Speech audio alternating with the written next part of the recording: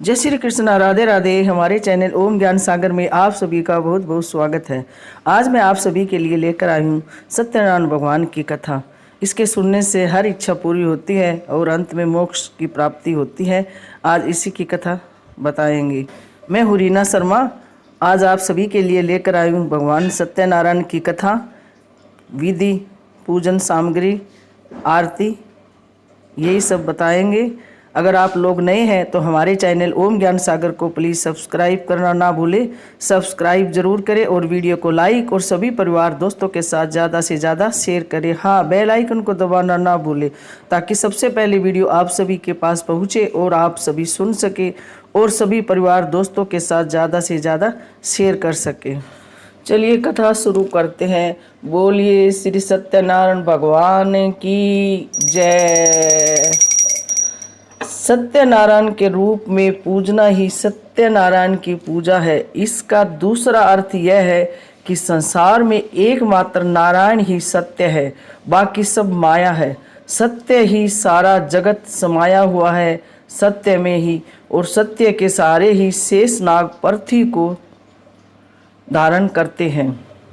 एक समय नेमिषान ने 88,000 ऋषियों ने श्री सूत जी से पूछा, हे प्रभु, इस कलयुग में वेद विदा रहित मनुष्यों को प्रभु भक्ति किस प्रकार मिलेगी तथा उनका उद्धार कैसे होगा?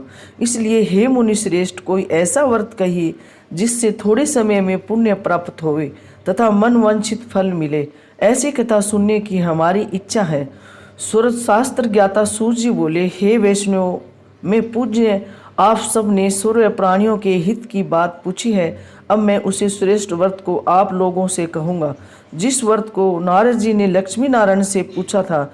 एक समय योगी रात नारद जी दूसरों के हित की इच्छा के से अनेक लोगों में घूमते हुए पृथ्वीलोक में जा पहुँचे।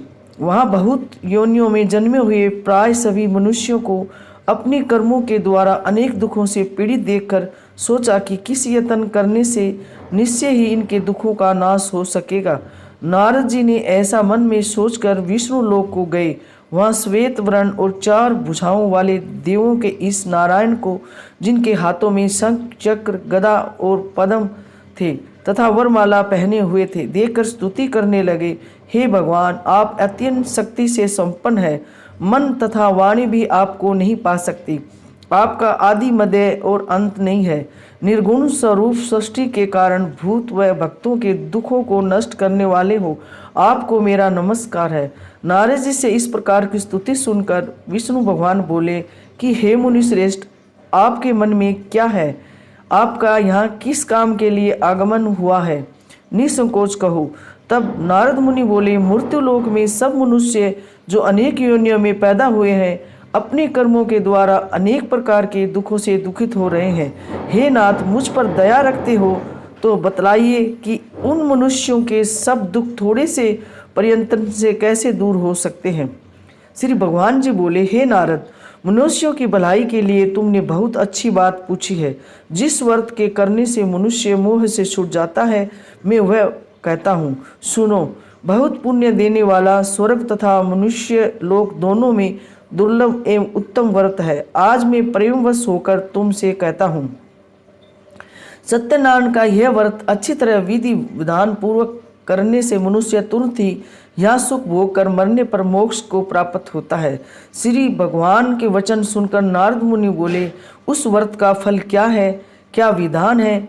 किसने यह व्रत किया और किस दिन यह व्रत करना चाहिए? विस्तार से बताइए। भगवान बोले, दुख शोक आदि को दूर करने वाला, धन धान्य को बढ़ाने वाला, सौभाग्य संतान को देने वाला, यह व्रत सब स्थानों पर विजय करने वाला है। भक्ति और श्रद्धा के साथ किसी भी दिन मनुष्य श्री सत्यनारायण भगवान की शाम के समय ब्राह्मणों और बंधुओं बांधुओं के साथ धर्मपरायण होकर पूजा करे। भक्ति भाव से नैवेद्य केले का खम्भ, घी, दूध और गेहूं का चूर्ण सवाया लेवी। गेहूं के अभाव में साठी का चूर्ण, शक्कर तथा गुड़ ले और सब भक्षण योग्य पदार्थ जमा करके भगवान को अर्पण कर देवे तथा बंधुओं सहित ब्राह्मणों को भोजन करावे।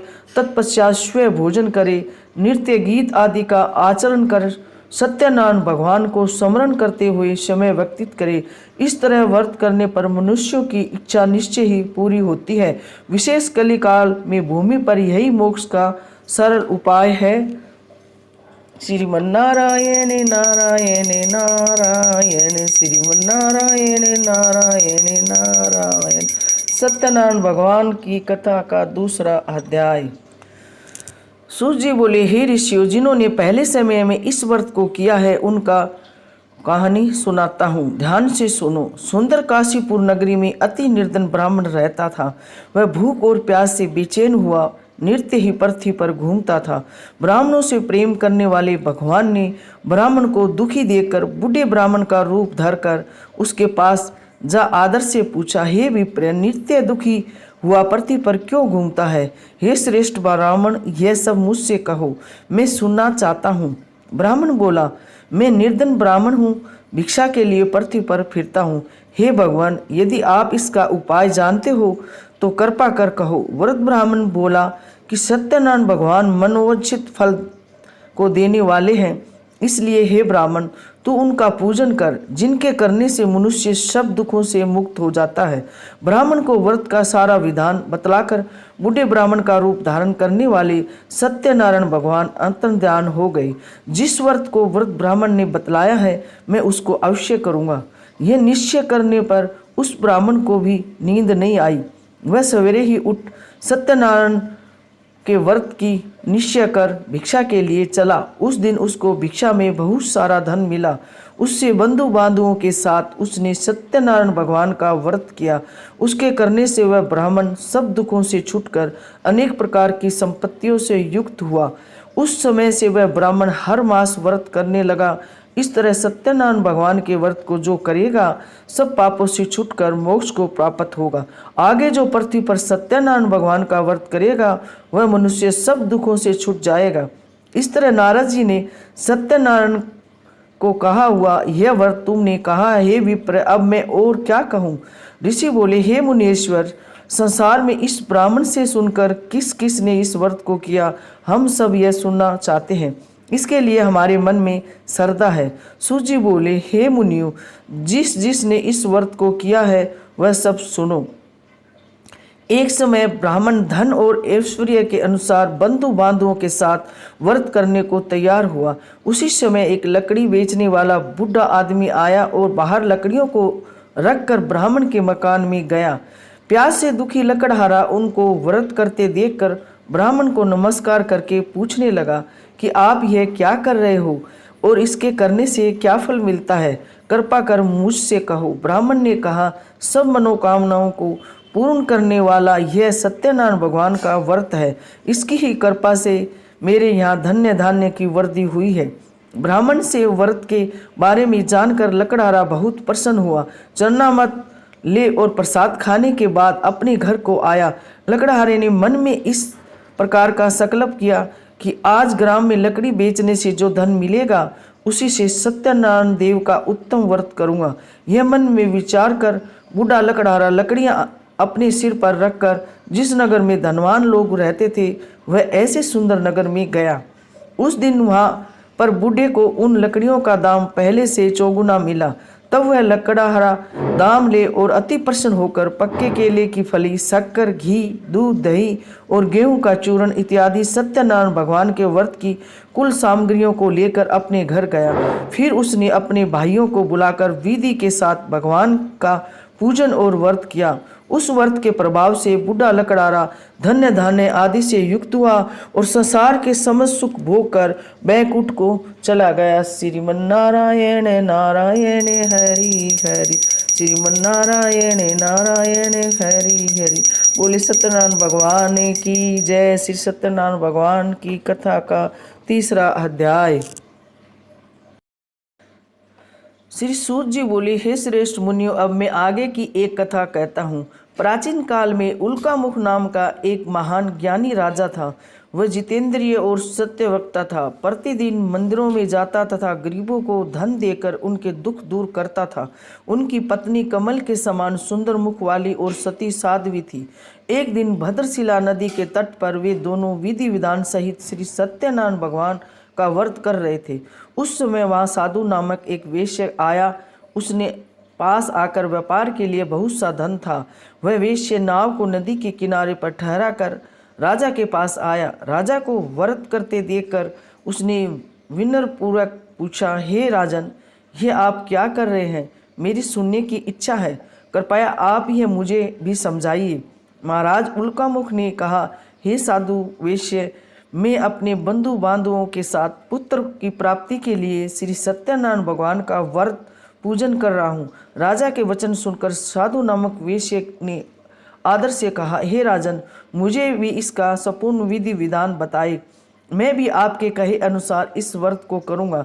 मेरे भी कोई संतान नहीं है। मुझे विश्वास है कि इस उत्तम व्रत को करने से अवश्य ही मुझे संतान की प्राप्ति होगी। राजा से व्रत के सब विधान सुनकर व्यापार से निवृत्त हो वेश्य सुखपूर्वक अपने घर आया। उसने अपनी पत्नी को संतान देने वाले उस व्रत के विषय में बताया और प्रण किया कि जब मेरे संतान होगी तब मैं इस व्रत को करूँगा। वेश्य ने यह वचन अपनी पत्नी लीलावती से भी कहे। एक दिन उसकी पत्नी लीलावती श्री सत्यनारायण भगवान की कृपा से गर्भवती हो गई। 10वें महीने में उनके एक अति सुंदर कन्या का जन्म हुआ। दिनों दिन वह कन्या इस तरह बढ़ने लगी जैसे शुक्ल पक्ष का चंद्रमा बढ़ता हो। कन्या का नाम उन्होंने कलावती रखा। तब लीलावती ने मीठे शब्दों में अपने पति को याद दिलाया कि आपने जो भगवान का व्रत करने का संकल्प लिया था, अब आप उसे पूरा कीजिए। साधु वेश्य ने कहा, हे प्रिय, मैं कलावती के विवाह पर इस व्रत को करूंगा। इस प्रकार अपनी पत्नी को अवशासन दे वह व्यापार करने विदेश चला गया। कलावती पितृगृह में वृद्धि को प्राप्त हुई। लौटने पर साधु ने जब नगर में सखियों के साथ अपनी पुत्री को खेलते देखा तो उसे उसके विवाह की चिंता हुई। तब उसने एक दूत को बुलाकर कहा कि उसकी पुत्री के लिए कोई संयोग वर देख कर लाए। दूत साधु नामक वेश्य की आज्ञा पाकर कंचन नगर पहुंचा और देखभाल कर वेश्य की कन्या के लिए एक सुयोग वणिक पुत्र ले आया। उस संयोग लड़के के साथ साधु नामक वेश्या ने अपने बंधु बांधवों सहित प्रसन्नचित होकर अपनी पुत्री का विवाह कर दिया। दुर्भाग्य से वह विवाह के समय भी सत्यनारायण भगवान का व्रत करना भूल गया। इस पर श्री सत्यनारायण भगवान क्रोधित हो गए। उन्होंने वेश्य को श्राप दिया कि तुम्हें दारुण दुख प्राप्त होगा। फिर अपने कार्य में कुशल वह वेश्य अपने दामाद सहित नाव का बेड़ा लेकर व्यापार करने के लिए सागर के समीप स्थित रतनपुर नगर में गया। रत्नापुर चंद्रकेतु नामक राजा राज्य करता था। दोनों ससुर जुमाई चंद्रकेतु राजा के उस नगर में व्यापार करने लगे। एक दिन भगवान सत्यनारायण की माया से प्रेरित एक चोर राजा चंद्रकेतु का धन चुराकर भागा जा रहा था। राजा के दूतों को अपने पीछे तेजी से आते देखकर चोर ने घबराकर राजा के धन को वेश्य की नाव में चुपचाप रख दिया जहां वे ससुर जमाई ठहरे हुए थे और भाग गया। तब दूतों ने वेश्य के पास जाकर राजा के धन को देखा। उन्होंने उन ससुर दामाद को ही चोर समझा और वे उन ससुर दामाद दोनों को बांध कर ले गए और राजा के समीप जाकर बोले, आपका धन चुराने वाले ये दो चोर पकड़ कर लाए हैं, देखकर आप आज्ञा दे। तब राजा ने बिना उस वेश्य की बात सुने कारागार में डालने की आज्ञा दे दी। इस प्रकार राजा की आज्ञा से उनको कारावास में डाल दिया गया तथा उनका सारा धन छीन लिया गया।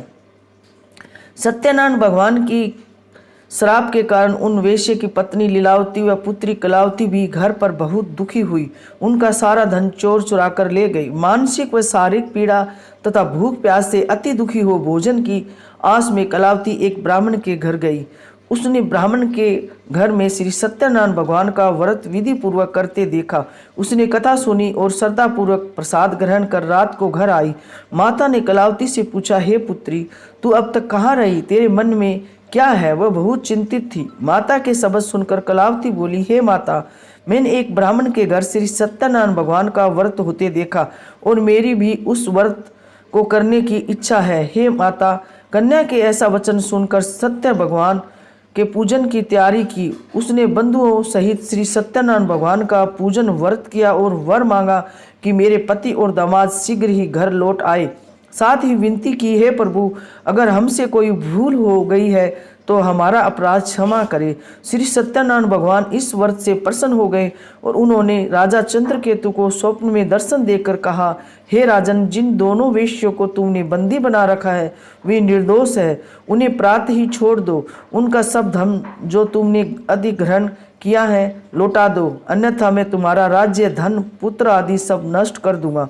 राजा के ऐसे वचन कहकर भगवान अंतर्ध्यान हो गए और फिर प्रातःकाल राजा चंद्रकेतु ने दरबार में सबको अपना स्वप्न सुनाया और सैनिकों को आज्ञा दी कि दोनों वेश्यों को कैद से मुक्त कर दरबार में लाए। दोनों ने आते ही राजा को प्रणाम किया। राजा ने कोमल वचनों में कहा, हे महानुभावों, तुम्हें अज्ञातवश ऐसा कठिन दुख प्राप्त हुआ है, अब तुम्हें कोई भय नहीं है, तुम मुक्त हो। इसके बाद राजा ने उनको नए नए वस्त्र आभूषण पहनाए तथा उनका जितना धन लिया था उसे दुगना लौटाकर आदर से विदा किया।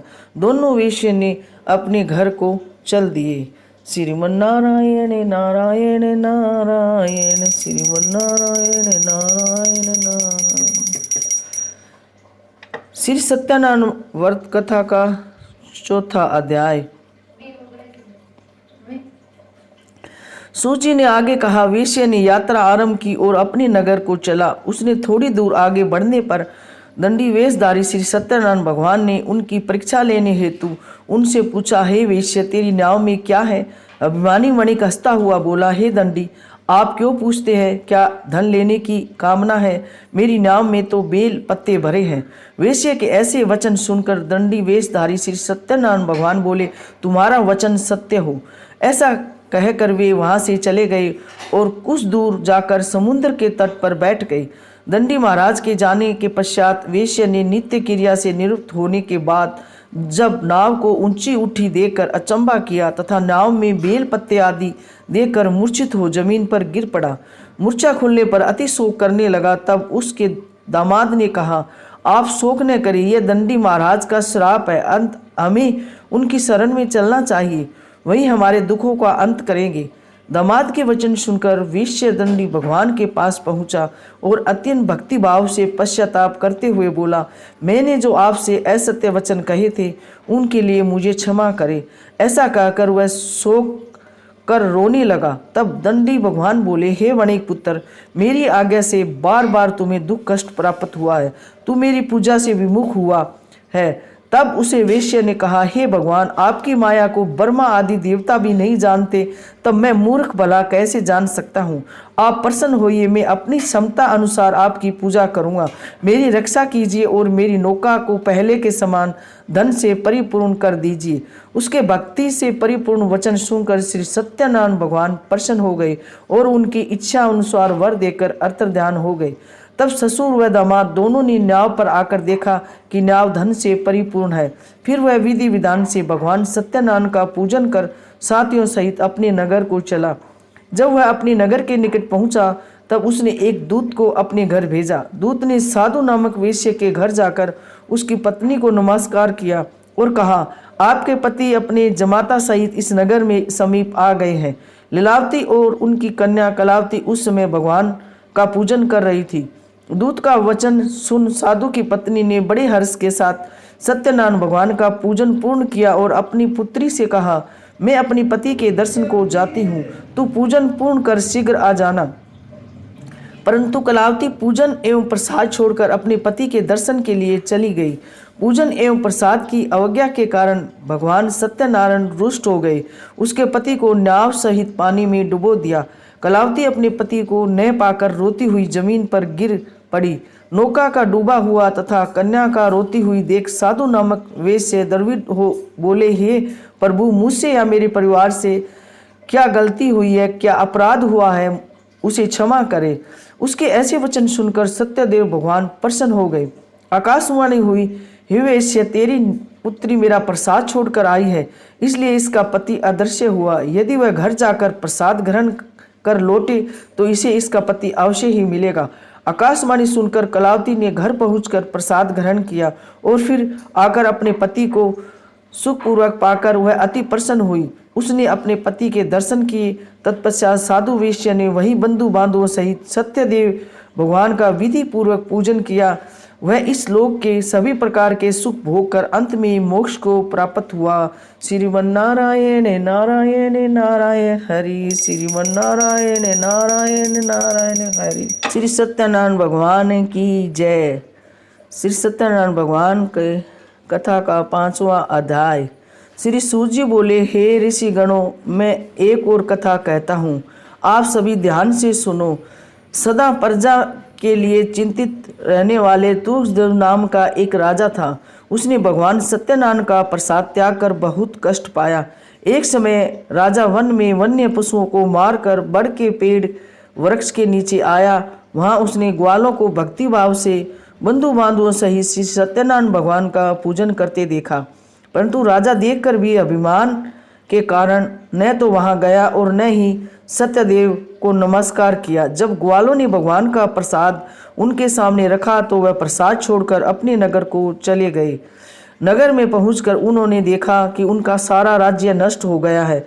वह समझ गया कि यह सब भगवान सत्यदेव के रुष्ट होने के कारण हुआ है। तब वह वन में वापस आया और ग्वालों के समीप जाकर विधि पूर्वक पूजन कर प्रसाद ग्रहण किया। तो सत्यनारायण भगवान की कृपा से सब कुछ पहले जैसा ही हो गया और लंबे समय तक सुख भोग कर मरणोपरांत वह मोक्ष को प्राप्त हुआ। जो मनुष्य इस श्रेष्ठ दुर्बल व्रत को करेगा, श्री सत्यनारायण भगवान की कृपा से उसे धन्य धान्य की कोई कमी नहीं होगी। निर्धन धनी और बंदी बंधन से मुक्त होकर निर्भय हो जाता है। संतानहीन को संतान प्राप्ति होती है तथा सभी इच्छाएं पूर्ण कर अंत में बैकुंठ धाम को जाता है। अब उनके बारे में भी जानिए जिन्होंने पहले इस व्रत को किया था। अब उनके दूसरे जन्म की कथा भी सुनिए। सनातन नामक वर्ग ब्राह्मण ने सुदामा के रूप में जन्म लेकर श्री कृष्ण भक्ति एवं सेवा कर बैकुंठ को प्राप्त किया। उल्कामुख नामक महाराज राजा दशरथ बने और श्री रंगनाथ का पूजन कर मोक्ष को प्राप्त हुए। साधु नाम के वेश्या ने धर्मात्मा व सत्य प्रतीक राजा मोरध्वज बनकर अपने पुत्र को आरे से चीरकर बैकुंठ धाम को प्राप्त हुए। महाराज त्वग्ध्वज स्वयंभू मनु बने। उन्होंने बहुत से लोगों को भगवान की भक्ति में लीन कराकर बैकुंठ धाम प्राप्त किया।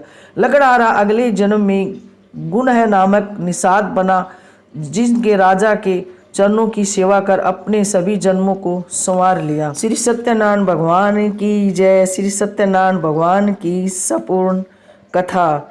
श्रीमन्नारायण नारायण हरि हरि, श्रीमन्नारायण नारायण हरि हरि।